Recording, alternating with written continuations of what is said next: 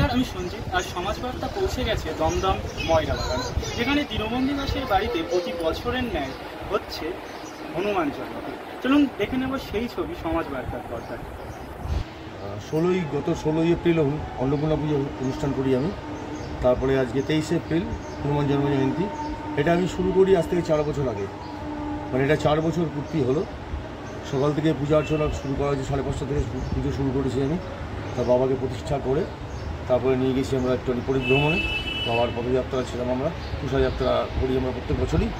এবারে আমরা অনেকটা পথযাত্রাটা কমিয়ে দিয়েছি, তার কারণ প্রচণ্ড গরম। আমার সঙ্গে যারা যান তারা হয়তো অসুস্থ হয়ে পড়বেন, সেই কথা মাথায় রেখে আমি একদম ছোটোখাটো উষাযাত্রা আয়োজন করেছিলাম। তাতে অনেক স্বতঃস্ফূর্তভাবে আমরা ফিরেছি, বাবাকে বাবার আসনে বসিয়েছি। একটু পর থেকে পূজা অর্চনা, তারপরে হোম, তারপর আরতি, সারাদিন পর্ব চলবে।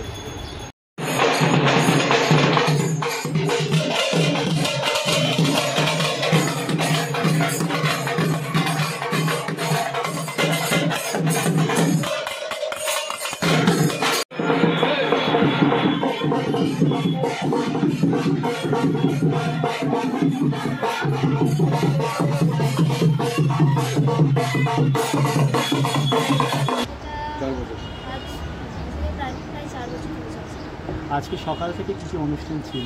আজকে সকাল থেকে ভোর 5টা বা 5:30 নাগাদ এরকম ঠাকুরমশাই এসছে। ঠাকুরমশাইয়ের সাথে আমার বাবা বসে পুজো করেছেন, আরাধনা করেছেন প্রথমে হনুমানজি।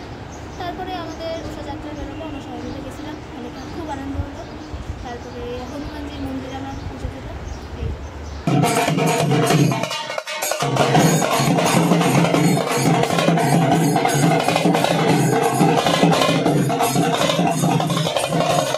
ক্যামেরায় গীতাঞ্জলি সেনের সাথে সঞ্জিত সরকারের রিপোর্ট, সমাজ বার্তা, মানুষের সাথে মানুষের পাশে।